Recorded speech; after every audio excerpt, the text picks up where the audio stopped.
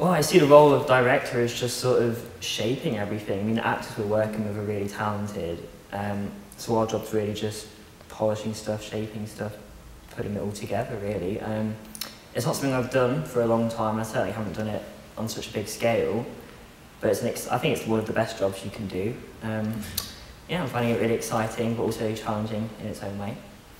I think I'm really looking forward to Dress Run and just seeing it, because at the minute it's quite hard, because like you just got to kind of imagine where the set is and imagine the costumes and how it's all going to kind of come together. So I think that first dress run, even though it's definitely going to be really, really stressful, will be nice to see it kind of all coming together as well. Yeah, I'm really looking forward to that.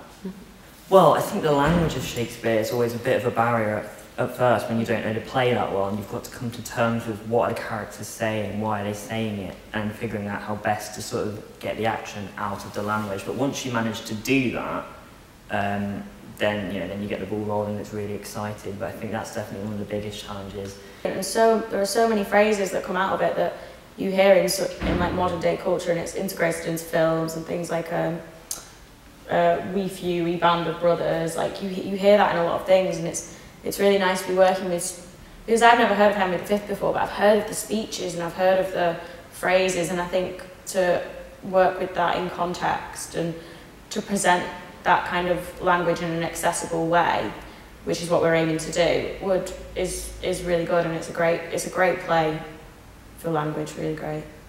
And I'd say the other challenge is working in the Octagon. It's a huge space with a lot of potential, but it's quite daunting as well to try and put a production on there when you know you've got to try and fill that space with something incredible.